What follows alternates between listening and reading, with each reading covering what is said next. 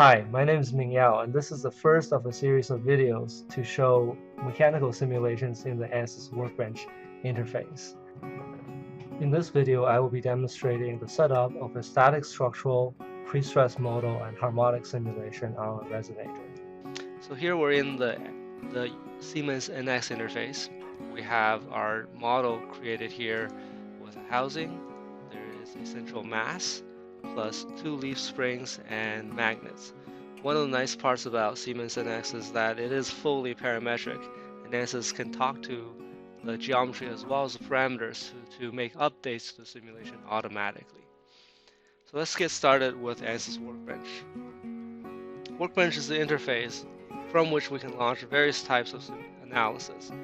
Everything from static structural analysis to vibration analysis like modal analysis, harmonic, response spectrum, and random vibrations, even transient, thermal, fluid, electromagnetics. Pretty much everything that Ansys supports. This is the Ansys Workbench environment. We're starting with a geometry block here. I'll start with a static structural simulation. In this particular model, I want to compress the springs a little bit. So that'll be the static structural analysis part. Then I will attach a modal analysis to look at the resonant frequencies, as well as a harmonic response simulation to apply a little bit of excitation to see how the structure responds. In terms of materials, I will have structural steel as a default material. In addition, let's add aluminum alloy, maybe some stainless steel, and that's all we need for now. So now we're starting the Ansys Mechanical interface. This is the location where we'll be setting up all of our simulations. And you can see that the model is brought in from NX. Any geometry changes in NX can be quickly updated by right-clicking and selecting the Update Geometry Source option. So because I'm going to focus on the resonator itself, I'm going to suppress the housing and my magnets. The leaf springs themselves are currently a shell elements or surfaces, so I'll give it a thickness of 0.5 millimeter. You can choose whether the offset for the mid surface is middle, top, or bottom. I'm going to leave it as middle for now. So let's go ahead also specify the material. So my leaf springs will be made of stainless steel. My oscillator, the surrounding parts will be aluminum, and the central part will be structural steel, which is similar to magnetic material that we'll be using. Contacts, 3 sets of contacts are automatically detected. The connection between the spring and the mass, as well as a contact between the magnet and the aluminum. So I don't need to do anything for this either.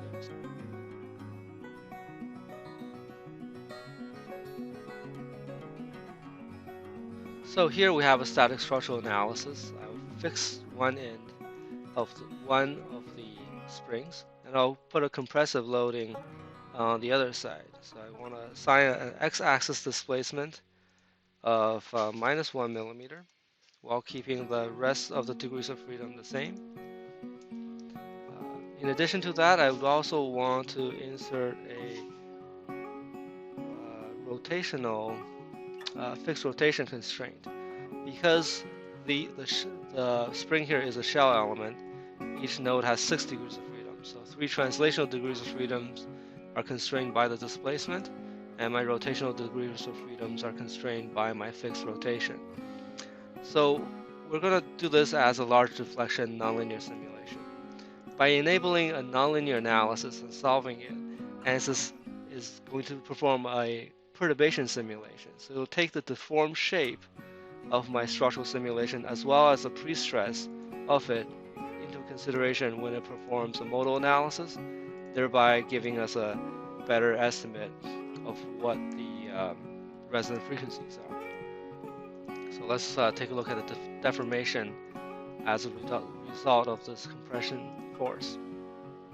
So there's just a little bit of compression there to give it some pre-stress here. We can take a look at the stress distribution.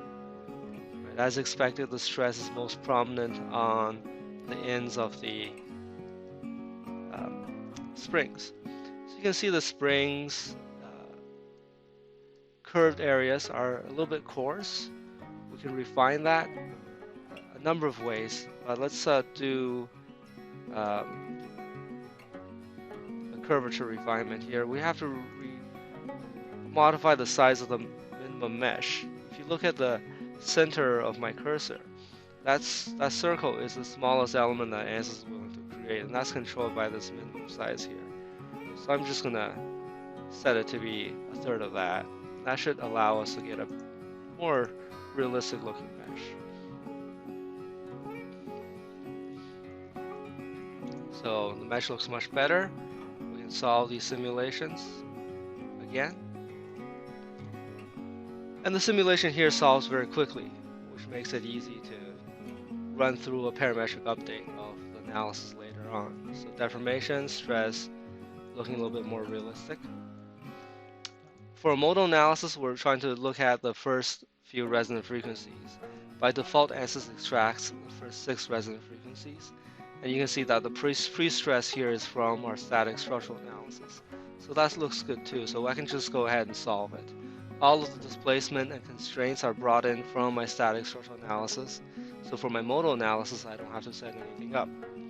It shows that the first few modes are at 1000 Hz, about 1200 Hz, and 1600 Hz. I'm going to select all of them and plot the mode shapes. This shows me for each resonant frequency how the geometry is deforming. So this shows you that the first resonant frequency at 1000 Hz is a translational mode in the y-axis. The second resonant frequency is a translation mode in the x-axis, which is the one we want. The third one here is a translational vibration in the z-axis, and then we have a few torsional ones in there as well. So that's my modal analysis. We can also perform a harmonic response analysis. With modal analysis, there are no loads. We're just looking at the resonant frequencies of the structure without any loading. With harmonic analysis, we can do a frequency sweep. So I can sweep from 0 to, let's say, 4000 or 5000 Hz. Let's do 4000 Hz. We can do a modal combination or modal superposition method because we've tied the simulation together on the project page. So this link, the first link here takes my results from the structural analysis to a modal analysis. The second link here takes my modal results and feeds it into my harmonic response simulation. One of the nice parts about doing a modal superposition is we can cluster the results, which gives us much higher fidelity. So for this modal analysis, we can select my magnet, and I'll assign a small sinusoidal force to this magnet in the x direction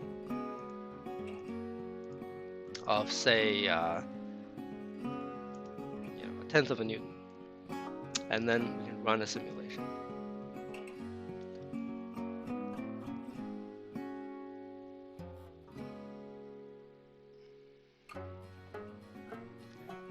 So here we can select the magnet here and highlight the solution branch to look at the frequency response of deformation of this area in the x-axis.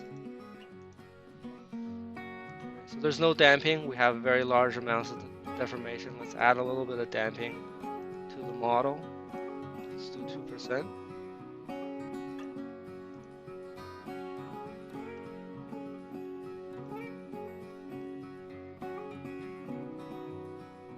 There are various ways to assign damping in Ansys. As you can see, we have damping controls for constant damping ratio as well as stiffness and mass coefficient damping, which allows us to input frequency-dependent damping coefficients.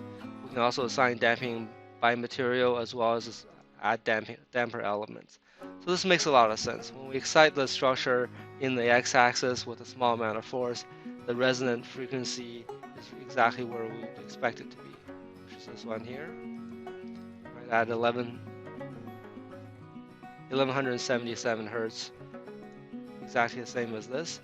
However, the part that's of interest here is that I can see how much it moves by. So at 0.1 newtons. The maximum deflection is 6 microns. So that increases a little bit. So that is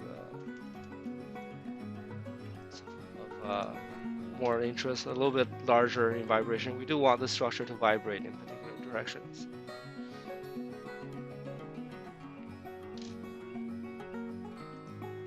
Okay, so we have now about 60 micron vibration in the x-axis. Okay, so that's how we set up a simple pre-stressed modal analysis followed by a harmonic response simulation in Ansys Workbench.